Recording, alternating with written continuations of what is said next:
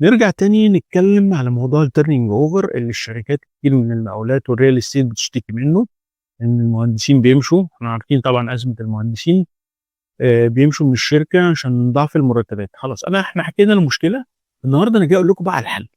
كل شركة المفروض كHR عندها segments للناس، مقسمة الناس segments دي عبارة عن إيه؟ إن ناس قوية جدًا، ناس معقولة أو بتعمل شغلها 100%، ناس بتعمل شغلها above 150% اللي هي الناس الskilled أوي، ناس بتعمل شغلها مثلًا 90% 80%. يعني عامةً كل HR بيبقى مصنّف الناس بتاعته على قد الشغل بتاعهم.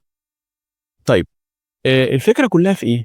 الفكرة كلّها إن أنت النهارده لو عايز تشتغل على الناس دي، طبعًا أول segment أنت هتمسك فيها وهتشتغل عليها هي الsegments بتاعة الناس اللي هي الtop أوي، اللي هي اللي فوق أوي أو الskilled أوي، اللي هي تعتبر الشركة بتبقى قايمة 30 أو 40% على الناس دي.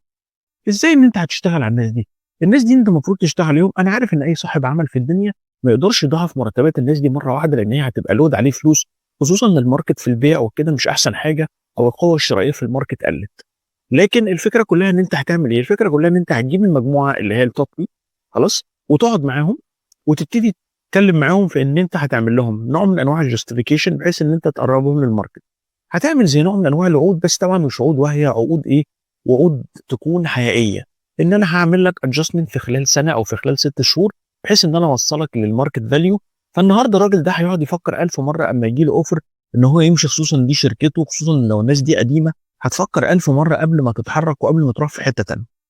فالمهم دلوقتي إن أنت تركّز على الناس دي الأول، لإن الناس دي هي الskill اللي أنت ما بتعرفش تعوّضها، أو لمّا تيجي تعوّضها يا إمّا بتدفع فلوس كتير أوي، يا إمّا بتجيب ناس أصغر سِنًّا وما بتبقاش بنفس الكفاءة.